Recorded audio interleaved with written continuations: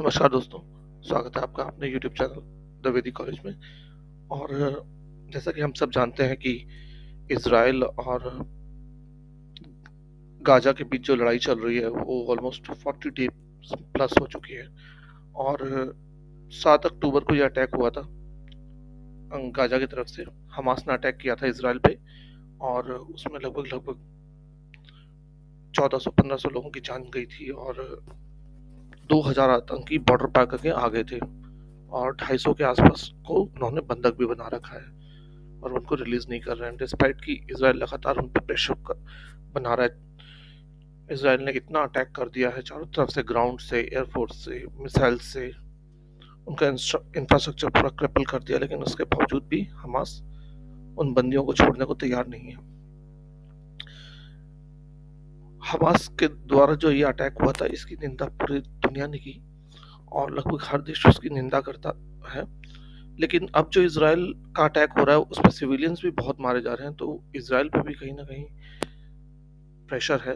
और even United nation security council के जो मेंबर्स हैं उन्होंने भी इसको बोला है कि हाँ, तुम रेस्क्यू चलाने दो और जो सिविलियंस हैं उनको निकालने दो। इसी बीच इजरायली प्रेसिडेंट का मीडिया में एएनआई के साथ जो एक्सक्लूसिव इंटरव्यू दे रहे थे आइजक हर्जॉग, उन्होंने एक बात रखी है कि ये जो हमला हुआ है हमास का, ये एक प्री मेडिटेटेड था और इसमें ये इसलिए किया गया, ईरान ने इसलिए करवाया है। ये आइजक हर्जॉग का कहना है कि ईरान ने इसलिए करवाया है ये हमला क्योंकि इंडिया, मिडिल ईस्ट और यूरोप इकोनॉमिक कॉरिडोर इसकी बात चल रही थी और इसमें इजराइल भी शामिल होने वाला था। इसको डिरेल करने की कोशिश की है किसने? ईरान ने, as per president Isaac Herzog. उन्होंने कहा कि देखो, G20 के समिट में ये अनाउंस हुआ था कि India middle east economic corridor खोला जाएगा, जिसको IMEC बोलते हैं। और ये एक बहुत ही विजनरी स्टेप था न्यू दिल्ली का, जिसमें कि यूरोप को मिडिल ईस्ट के थ्रू इंडिया के साथ कनेक्ट किया जा रहा था। इसमें जो कंट्रीज इन्वॉल्व थी वो है India, US, UAE, Saudi Arabia, France, Germany, Italy और यूरोपियन यूनियन, और इसराइल भी इसका हिस्सा था। और ये कॉरिडोर जो है वो स्पेसिफिकली एनर्जी, कम्युनिकेशन, बिजनेस और साइंस के लिए बनाया जा रहा था। अब प्रेसिडेंट आइजक हर्जॉग जो है वो कह रहे हैं कि सिर्फ इसको डिरेल करने के लिए ईरान ने ये पूरा का पूरा ये अटैक प्लॉट किया। अब उनसे पूछा गया कि इसके, आप जो ये बात कह रहे हो इसके लिए कोई एविडेंस है आपके पास कि भाई ये 7 अक्टूबर का जो अटैक हुआ है हमास के द्वारा, वो इसको डिरेल करने के लिए, इस प्रोजेक्ट को डिरेल करने के लिए आपके पास कोई प्रूफ है? तो वो कहते हैं कि नहीं, मेरे पास प्रूफ तो नहीं है, लेकिन टेररिस्ट लीडर्स जो हैं वो कुछ ही वीक पहले बेरूत में मिले थे और सारे टेररिस्ट लीडर्स जो हैं बेरूत में मिले, जिसमें हसन नसरुल्लाह भी था, हिजबुल्लाह का नंबर 2 ऑफ इन हमास है वो, और अल नखलाब ऑफ इस्लामिक जिहाद with the commander in charge of from the Iran. The commander of the Revolutionary Guard from Iran was orchestrating this.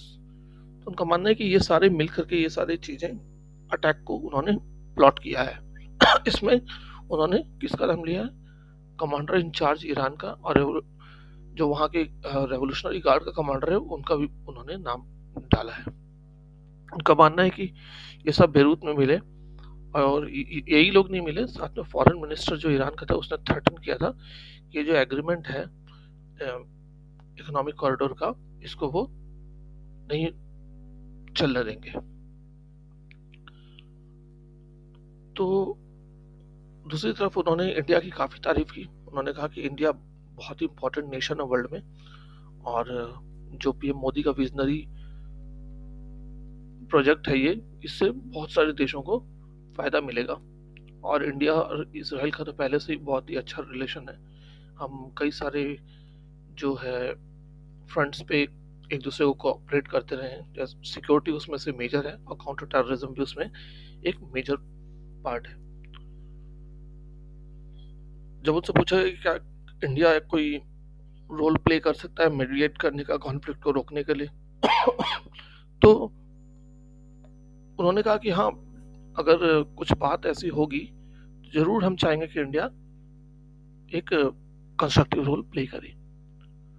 और इसराइली प्रेसिडेंट ने कहा कि इंडिया हमेशा से ही कॉम्बैट करता रहा है टेररिज्म को, और जब मुंबई में टेरर अटैक हुआ था वहाँ पे जूइश कम्युनिटी पे भी अटैक हुआ था। और क्योंकि हम सब जानते हैं कि जो इसराइल है वो एक जूइश कम्युनिटी का देश है, तो उन्होंने इसी बात को वहाँ पे हाईलाइट करने की कोशिश की। वो इंडिया के ही बारे में ज़्यादातर बातें बोलते रहे कि हम दोनों एक ग्रेट एंशिएंट नेशन है और हम दोनों जानते हैं कि इंडिया और हम वर्ल्ड को बहुत कुछ कंट्रीब्यूट कर सकते हैं। और वो इंडिया के लोगों के लिए भी मैसेज देते रहे कि हाँ, मुझे बहुत अफेक्शन है वहाँ के लोगों से और वहाँ की फ्रेंडशिप से। और बस यही। और दूसरी तरफ जो इजरायली एम्बेसडर हैं इंडिया में, नावर गिलोन, उन्होंने कहा कि एक न्यू दिल्ली को हमास को इमीडिएटली टेररिस्ट ऑर्गेनाइजेशन घोषित करना चाहिए। हालांकि इंडिया में कुछ इसका अभी फिलहाल इमीडिएट रिस्पांस दिया नहीं है। और हालांकि इंडिया ने कहा है कि हाँ, इसराइल पे जो अटैक हुआ है उसको हम कंडेम करते हैं, टेररिस्ट अटैक को, और एडवोकेट करते हैं कि वहाँ नेगोशिएशन होना चाहिए और एक दोनों के बीच में बातचीत होनी चाहिए, पैलेस्टीन और इसराइल की, और दोनों साइड बाय साइड पीसफुली रह सकते हैं। और अगर ज़रूरत पड़ेगी तो इंडिया इसमें उन दोनों के बीच में बातचीत भी करा सकता है। ये सारा का सारा दोस्तों देखो, मैं नहीं बोल रहा हूँ, ये पूरा का पूरा काफ़ी सारे न्यूज़ आर्टिकल्स में मेंशन्ड है। तो ये थी एक छोटी सी न्यूज़ जो कि इजरायली प्रेसिडेंट के एएनआई इंटरव्यू से ली गई है। तो थैंक्स फॉर वॉचिंग। जय हिंद।